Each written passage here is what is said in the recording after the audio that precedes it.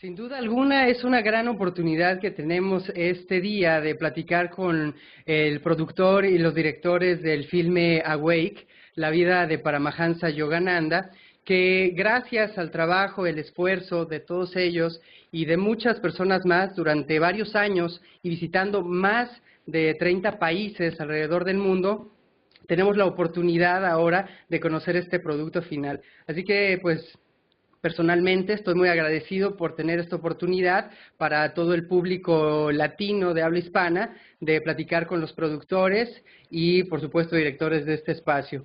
Peter Ryder, Lisa Lehman y Paola Di Florio, te doy un fuerte abrazo y saludo. Thank you for this great opportunity to talk with the Spanish-speaking audience. How are you guys?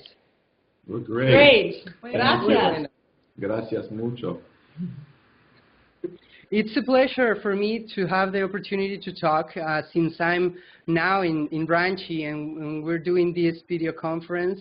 And I would like to begin this interview talking about how do you receive the news of this notice, you know, this idea of you were making the film of such an important and transcendent spiritual personage in the world. Who wants to begin? You. I would say that it wasn't that we just received it. There was a whole process of meeting with filmmakers. So Self-Realization Fellowship met with filmmakers in Los Angeles, different teams, and it was a long process. And we were considered as one of the potential teams. But when we got the news that we were actually making the film, we were both incredibly excited and also terrified because it was such a big responsibility, and we knew that it was going to mean really a journey, and we didn't really know what that was going to be. And great. You know, it just is wonderful. Yeah, tell me, because I imagined also when you received the news that you were going to be part of this team, it was a lot of ideas coming to your mind. A lot of ideas. We spent hours and hours and hours talking. It's a wonderful challenge to try and figure out how to convey the Dharma, the great wisdom teachings, through cinematic experience. So the film's not informational, but that it's experiential. And that took a while to figure out. I think we also spent, you know, there was a method that we followed, which was to first immerse ourselves in the teachings of Yogananda. So we really spent about 6 months reading as much as we can, just absorbing as much as we can of his books. So clearly the autobiography of a yogi and Man's Eternal Quest, his writings on the Bhagavad Gita, on the Bible. It was a lot. It was a lot to take in. We were overwhelmed a little bit. One thing that's amazing about Yogananda is he has an enormous amount of first-person writing where he says, this is my experience. I went and did this. I did this. I was looking for my guru. And his writing is very vivid and alive. And so at a certain point we realized, of course, Yogananda needs to narrate his own movie, because where do you have this richness of this experience of a you know, an amazing individual like this?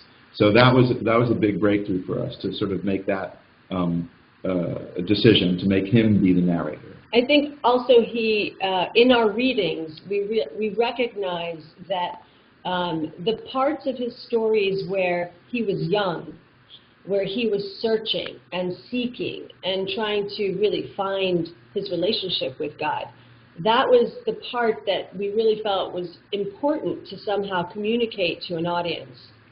Because our mission was not to make an audience for devotees, but to make an audience that included devotees, but went beyond to the world. And so, you know, a lot of people around the world are in that state of still seeking and searching, and even people that have a religion may not necessarily feel like they know God. And so for us, it was really about connecting with that story. He was the perfect protagonist for this story. That's true. And also one important part, it was to select the characters that it was going to be part of this documentary. How did you do that? Because it was so many people that you could interview, but you select, I think, one of the best person that you could talk, right? Thank you. You're talking about the interviewees, or are you talking about the actors that were playing? No, the interviewees. Interviewees. Lisa, do you want to take that? I would say, in some ways, you know, we're both all three of us are very experienced filmmakers, but the big lesson here, I think, creatively was learning to get out of our own way and to really meditate and channel, become a channel. And so we were operating a lot on intuition and letting things come forward to us. And Paola, what would you say? I think as far as the interviews, that is it's so true what Lisa said. I think that, however, in order to bring, in order to really get people to watch a film, especially if you're having people watch a film about an Indian mystic, you know, something that, it's hard to get people into movie theaters. So there's a lot of competition, you know, it's very hard to book a theater. So we really tried to get people of stature that could speak of Yogananda. And what we discovered, so we did, you know, we got a professor of theology at Harvard, we went to Deepak Chopra, we went to a physicist and a physician who taught at Harvard and also at MIT. Krishna Das, right? Big Bhakti. And we also went to people that had a popular following, like Krishna Das. And also there were archival interviews, you know, with George Harrison, who was, you know, very, very devoted to Yogananda, and Ravi Shankar, and some other people, you know, a lot of people in the late 60s and early 70s, for them, that Yogananda was their doorway, their point of entry into Eastern mysticism. And so many people read that book, including Steve Jobs, you know, who we mentioned in the film too. That was one of his favorite books. He read it once a year. So we needed these points of entry to entice outsiders to say, oh, if these people think that Yogananda has something to say, I want to pay attention now, you know. Because the real knowledge of Yogananda actually was the scholars at Self-Realization Fellowship had a tremendous amount of knowledge about what happened throughout the years certainly in establishing his organization in America. And so we were very lucky in being able to interview, and really the doors were open to us at Self-Realization Fellowship. But we really went beyond that as well. We really wanted to know, what does the world know about Yogananda, and how did he influence people like George Harrison and these other figures? So I think the timing of when the film came out ended up being perfect, even though for us it was a little bit torturous because it took forever to make the film. But the timing was, the timing was such where even Steve Jobs' death really brought a lot of attention to the autobiography of a yogi, being the seminal book that he gave out to people in his at his funeral. In memorial. And obviously, when you have all this information and you need to travel to different countries and begin filming, at the end you have an amount of footage and you need to select what is convenient to show. How was that process of editing? How was the process of the final step before you were going to screen it? Long. Lisa, do you want to start? I mean, it was complicated. We went through many versions, and once we had decided that it should, of course, be told in Yogananda's voice, that was a big breakthrough for us. And then it was a matter of whittling down of very long assemblies and focusing them more and more. You know, I think we thought initially we could tell a larger social history, but of course the guru's own personal story was so amazing that it took over. And one of the joys, like going off what Paola said, of this sort of balance of interviewing people around the world, but also going deep into SRF's archives, was having an opportunity to tell parts of Yogananda's story that many people don't know. You know, traveling in the South, experiencing, I mean, he had, in some cities he'd be handed the keys to the city, but when he got into the South, he experienced a sort of American racism. You know, he compared it to the caste system in India. And, you know, he had a lot of trials and tribulations that he had to conquer. beautifully done. Of course, he's a complete role model for us, I believe. But that was actually really a joy to be able to deal with some of that footage. People hadn't seen that footage or didn't know those stories. Paula, do you want to talk about the editing process? Yeah, I think finding the hero's journey was just perfect with his journey here on Earth. So what we recognized was that, you know, his sort of mission and striving to really find a relationship, a deep relationship, his purpose in life is the mission that we're all on as human beings. So by taking his journey and his hero's journey to do that, and everything that comes in the way to stop him from obtaining that, including betrayals and, you know, a crumbling organization, having to rebuild his organization from scratch again and again. These are all things that I think the blows that he had to face, those were the things that we realized helped our audience connect to his humanity. And I think for me personally, you know, I think for all of us in our own separate ways came to this, we really treasure this one moment where, you know, everything really is going wrong for him, and his best friend does betray him and takes away half of the organization. And at that point, there was really, he was really burnt out. He goes to Mexico. He goes to Mexico.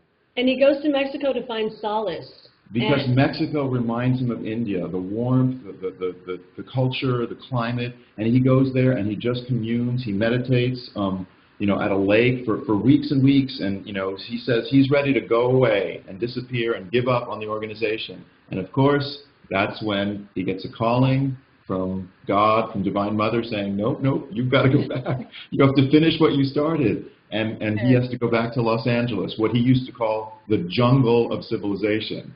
So in Yogananda's teachings, that's what's so sort of great and actually very useful about it, is he says it's easy to go off to the Himalayas and be a hermit in a cave, you know, and find God that way. What's much more challenging is to find God in the jungle of civilization. And I think for as filmmakers, this was very personally, it resonated with me, because even making this film was so challenging. How to tell the story of this guru was, and the pressures of doing it right and all of that for this audience that was waiting for the film.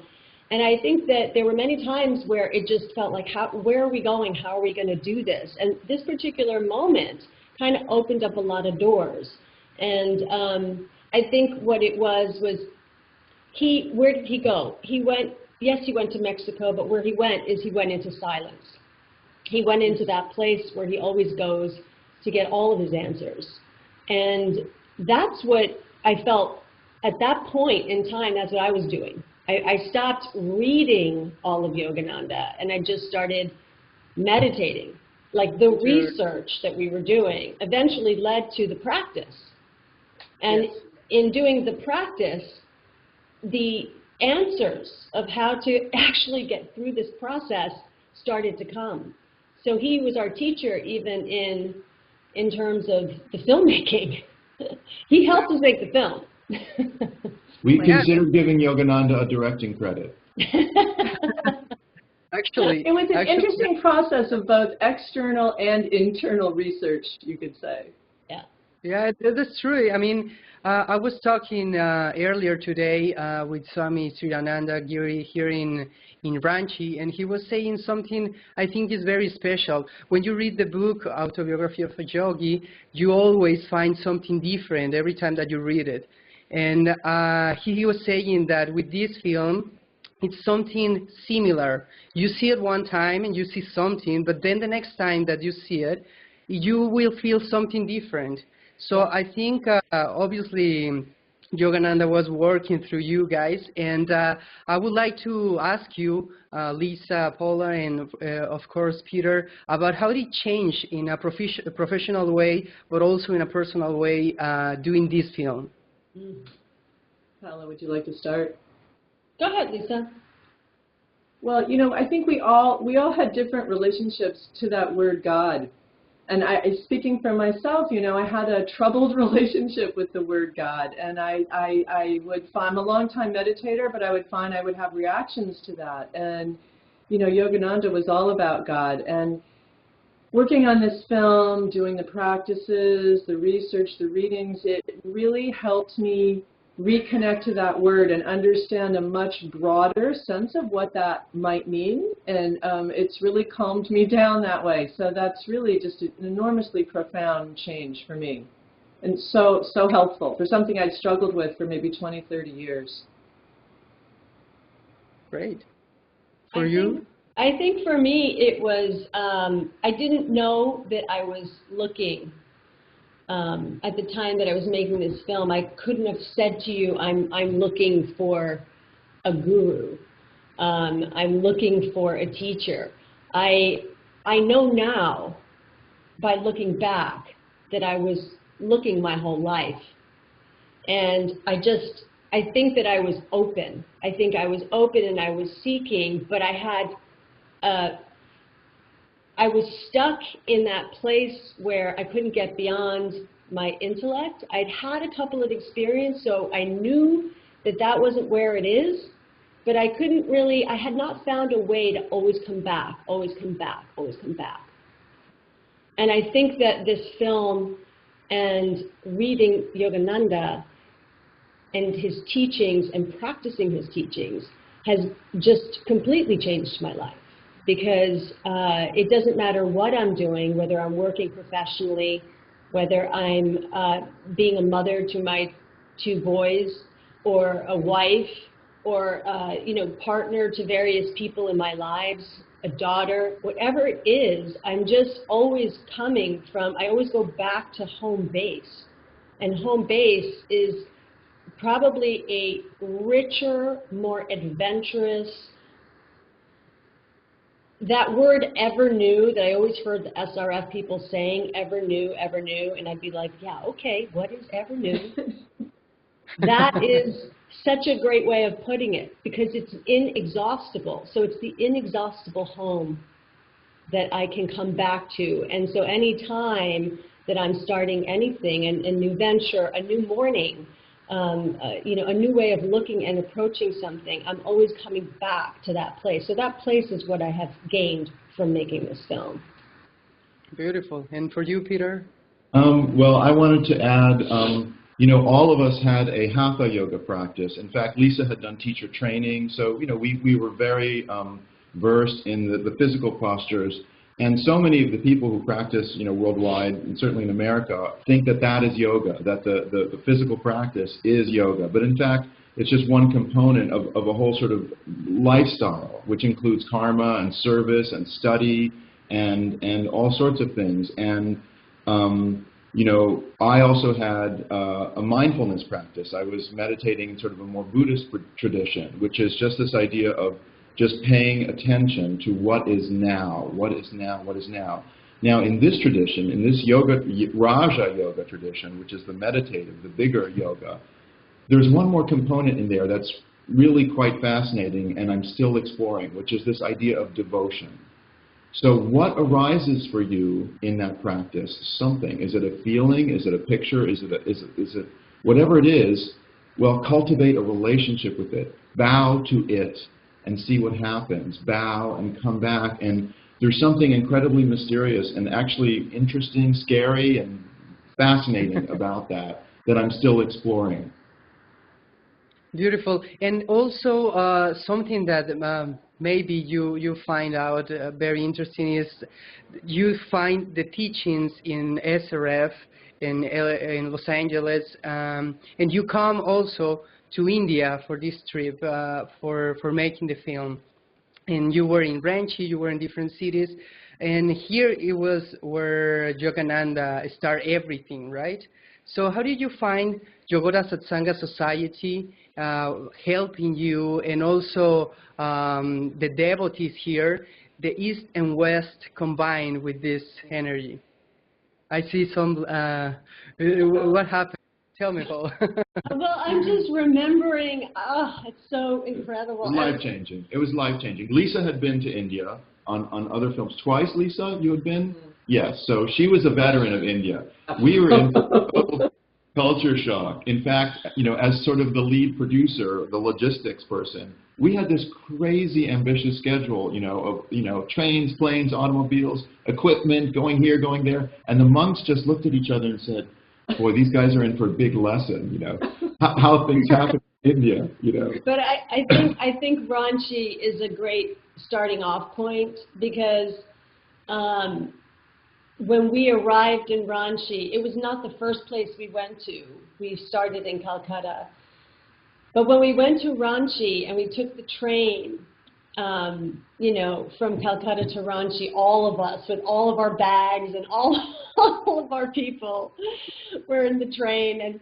And we arrived and we walked on the grounds. Everything just was like, everything just settled. And then we walked and we were being led to the veranda where all of the monks were waiting, and the brahmacharis and everybody were waiting for us with their hands like pranaming to us. And it was such a sight, like I just never saw anything like that. We felt so deeply welcomed, and really deeply welcomed. And I think that is, in essence, that is what India as a whole was. It was a welcoming on a level that I had personally never experienced before, having not been to India. But also, I think being with this particular, with YSS and with the teachings, the ashrams of Yogananda ji, which are, you know, it's one of the touch points is that welcoming, that incredible. He was so open with receiving. He was incredible to his guests. You know, that because it was like you're meeting another. You're meeting a divine person. In other words, to treat every single person as though they are an aspect of God. Well, that is something that we felt when we arrived in Ranchi. Yeah. And also, I would like to ask you, Lisa, because they say that you were in India before. What was the difference between visiting in the other films that you were making and this time? You know, I think there's a good question. I think there's something very powerful, and I don't think I can really explain it, but there's something very powerful about following the footsteps of the Guru and really being in those very places, you know, being at Dakshineswar, really where he sat and had experiences of the Divine Mother, being right at that very tree, you know, where at Ranchi, where he taught, you know, his very first How to Live school, and really combined his teachings and really figured out, you know, how to convey these great downloads he was getting from the universe, how to communicate that. And there's just something almost unexplainable about the power of connection when you're really in those physical sites. I found it powerful. Beautiful. And I think also one important part is obviously when you're making a film, you have a lot of struggles, like his life, you know? So what was for you guys one of the struggles that you had between starting the idea, the main idea, during all the process? How much time do you have? There's many challenges. It took quite a bit of time to sort of find this movie, or for this movie to find us, as it were. You know, what Lisa said earlier about us getting out of the way, that's part of it. And, you know, sort of an intuitive process that, you know, both Lisa and Paula have done on all their films. But for me, you know, there were a couple of things that were so symbolic, if you will. And I'm going to give you an example. We, in India, did recreations because we needed to convey what it was like, his early life. There were no pictures. There were, you know, 3 or 4 pictures of him in his boyhood. We needed to bring that to life. So Paula and Lisa came up with the idea of, you know, recreations and casting actors. And we filmed a key recreation of his devotion at the Ghats in Calcutta. You know, where he would go as a young boy, he would run away from his house. He would go there in the early morning and pray and look for a guru. He's looking for a guru everywhere. Which one of these guys is my guru? Where am I going to find this thing that I'm yearning for? It was a beautiful sequence. We were there at dawn. We had a crane. It was just gorgeous. The next day, one of the people working on the film conveys to me the devastating news that all that footage got erased. It disappeared. We lost that.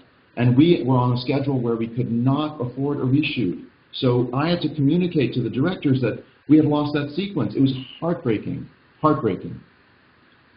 The story doesn't end. Weeks later, when we got back to LA, somehow on one of the laptops, there was a folder of that footage. Somehow it had not been put on our master drive, it was on the desktop of this computer. So there was a resurrection. And that happened over and over again. We would face these huge deaths like, oh my God, it's over, it's a disaster. And then whoosh, something would manifest that wanted to express. So I think that happened in so many different ways in terms of, it really, the process of making the film really did mirror and does mirror in a lot of ways the spiritual practice. In general, because you come against obstacles and your knee-jerk reaction is to try to solve it, you know, with the ways that you know how, right? So you're coming from the solving from the mind. How does my mind want to solve this problem? Or how am I going to create this or that? And the answers very often are not going to come from that place. And so it's the softening, it's the recognition and the softening of that. And I think any creative process really is about this, which is why I kind of believe that any artist is essentially on the spiritual path, whether they admit it or not. It's just that it's the same. It's a softening because they don't. Those answers really are coming from another place, and so it's the listening. It's that deep listening. And that really happened. I mean, I remember going up to Babaji's cave, and poor brother Vishwananda. I mean, he's so amazing. He was so tolerant, you know. It's like all these questions coming from the mind, you know, trying to explain Babaji. Explain Babaji to me. I don't understand. What do you mean a timeless saint? You know, just having to really get answers to some of these things that just are not explainable in time and space. And you know, at a certain point, he was so patient in allowing me to ask all these sort of intellectual questions that had no answers, to the point where instead of telling me there are no answers that I can give you that will be satisfying, he exhausted me. And in my own exhaustion, I just finally had to open up, you know, and so finally, and it's a hard, arduous trip up that mountain to get to this cave. So by the time, with all the questions and everything, and by the time I got to the top, I mean, it was really just about experiencing it. And that is, I think that is really all the challenges that we had, whether it was editors that would really come in and out, and, you know, we did have some terrific collaborators, but the film was challenging. So it was like they'd come in and they'd have to leave, and we would be stuck with, you know, having to figure out our way through. And I think that all of these, whether it was editing or how to bring in that, how to walk that balance between speaking a language that doesn't alienate those who are on this path, but also to use language that people that are not on this path are going to really understand and want to know more about this journey. So that was a very, very fine line to walk. For you, Lisa? It's hard to pluck one out. I mean, going on what Paolo said, you know, there's someone in the film, a yoga teacher, who says, imagine Yogananda coming to America in 1920 and, you know, a brown-skinned man in a turban, and to a mainly white Protestant audience, and saying to them, you can find God in your spine.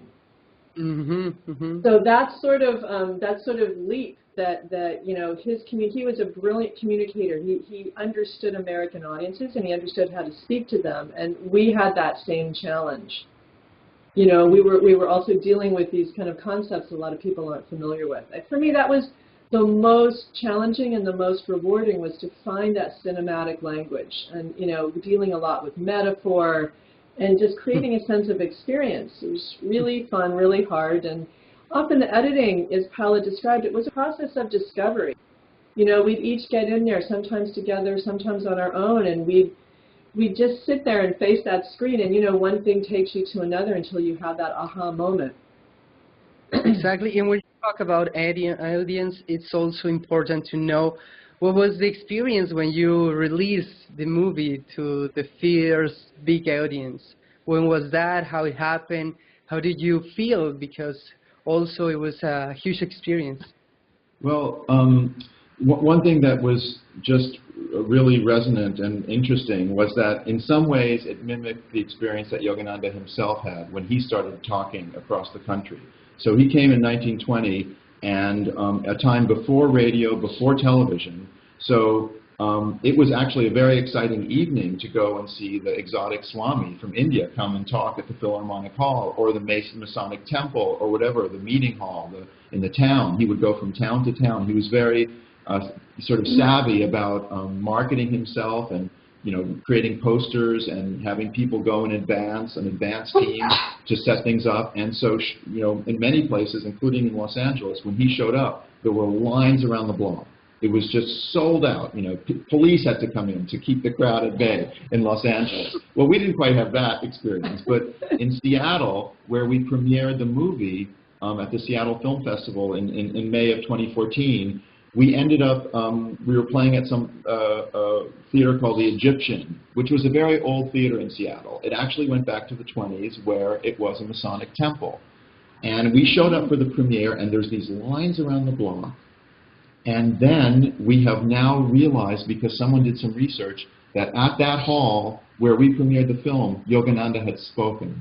11 times he had been to that very place. So there's the sense that, you know, history was repeating itself, or this was an extension of what Yogananda himself was doing, you know, which is, and we've had, you know, we've been blessed with audiences really embracing this movie. And as you said, you know, seeing different layers in there. So wanting to go back 3, 4, 5 times to actually see things that they didn't see the first time. So, you know, it's playing now internationally in Germany and now Mexico. It played at the House of Lords in London, at the House of Lords, which is really ironic and interesting that the Indian guru comes to the House of Lords. We are... And they all watched that scene with the taking down of the Indian flag, or the taking down the British flag and putting the Indian flag. Everybody said it was a nail-biting moment, but some people clapped. There's a way in which we certainly are humbled by what has happened to this film. It has exceeded what we had imagined by, you know, a factor of 10 or 100. And certainly it's really about Yogananda and his power and charisma, because we have seen in screenings, he is rocketing off the screen. It's like it's 3D. The movie, it feels like it's 3D because Yogananda is not back there. He's in the house. You know, he comes off the screen and people are feeling that, you know. I think, go ahead, Lisa. No, go ahead, Paula. I was just going to say that I think any film, any documentary film being released in theaters, it's already a huge challenge, right? So there's so few that can actually make it into a theater, even in the U.S., which is probably one of the best places in the world to actually have a chance for a documentary. So we really didn't know whether this film was going to speak. I mean, it's a spiritual film. And it's deeply sort of, it could be considered religious by some, and that is just not very popular in the movie theaters, let's just face it. So I think we dipped our toe, you know, we went to New York, Los Angeles, we waited to see how it was going to be received, and it stayed for 7 weeks in New York. I mean, you know, for a film that just is going to even take a chance, sometimes it's 1 week. So for 7 weeks we stayed there, and then in Los Angeles it went another 7 weeks, and then for weekends it went on for 23 weeks. I mean, it was like one of the longest showing movies in Pasadena on the weekends. People were coming back to see it multiple times. So that, I mean, this kind of thing was something we could not be prepared for. And I think that what it has shown us, and then of course it went all over the country, but I think what it showed us is there is a hunger. People do want to find something deeper than what they're finding on the surface in life. And it's about how do we tell these stories. And we were lucky enough to premiere this film at a year where it was the first time that a festival was the Illuminate Film Festival in Sedona, Arizona, suddenly popped out of nowhere. And it's for conscious films. So that was the first of its kind in the United States. So I think that there is something happening now that is very small, very subtle, but I think that there is, it's encouraging people to make films like this. If I may say one thing about, Yogananda was a visionary about how to communicate. And, in the 20s, he created mail-order lessons for his teachings, which was remarkable and revolutionary, radical and brilliant. And he had this sort of way of seeing the cutting edge of communication. I mean, I think, airmail was brand new, which enabled that. And so it's kind of cool that this film now is being streamed. It's in all these different formats, theaters and DVDs, and being able to be streamed. And it seems like it's an extension. There you go.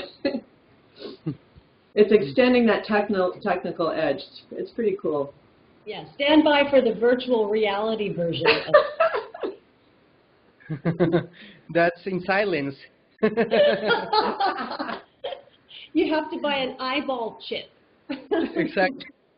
And well, finally, I also would like to ask you about what do you think it will be the future of this transcendent personage that is Paramahansa Yogananda. Not only because of this film, I'm just talking because of your personal experience, because of you have seen also the audience, how they receive the information, and maybe after the shows, they go with you and talk about something. So I would like you to explain something about this. Well, one thing that's amazing is that when we began this process, we were outsiders. We were not familiar with these teachings, and they wanted it that way. They wanted beginner's mind. They wanted people to come into these teachings and have that filter and that ability to create a story that was for the whole world. And so one of the things that we asked in one of our first meetings is, okay, let's just say hypothetically in 5 years or whatever, actually we thought in 2 years we have a movie, people go see the movie and they say, wow, that was really inspiring. I want to go get a TN mantra and start meditating. Is that a successful outcome? We asked this to the SRF organization and they said without hesitation, yes. It wasn't about selling SRF or Yogananda or the Guru or these teachings. It was about basically giving people a point of entry and a sort of an awakening to any path for God. And I think that this, the fact that there's not a sort of a preachiness to the film is really one of its strongest things, which is it allows you to experience the teachings and take away whatever you want. And as a benefit, though, it really has boosted Yogananda's prominence. We were told that in November, 25,000 copies of the autobiography were sold on Amazon. In November, this is a book from 70 years ago, is selling 25,000 copies in a single month. And the number of people who are signing up for SRF lessons has doubled. So clearly something is happening. People are saying, wow, this is powerful. This is, he is truly a teacher for the 21st century because he considered yoga, and as do many Indians, swamis, it's a technology, it's a science, it's individual, and it's direct access. So there's something so alluring about that message for right now for so many of us. Yeah, I think also he, in particular, says, "Don't take my word for it," right? So you don't listen to me. Just try these things and see what happens. And I think that speaks, like what Peter was saying, it speaks volumes about yoga, because yoga meets you wherever you are and has a way of taking you from exactly where you are to wherever you're ready to go. So you are the director of that trajectory. And that's what's so beautiful, and it's very democratic. Mm-hmm. For you, Lisa? I don't have much to add. Yeah, there's just an infinite potential. I mean, I think that's what I've learned from yoga, that there is infinite potential for transformation, transmutation, and it's just all about the practice. I had a teacher once, this isn't Yogananda, but I had a teacher once who said, you do your yoga and your yoga does you. And I found that to be true. That's true.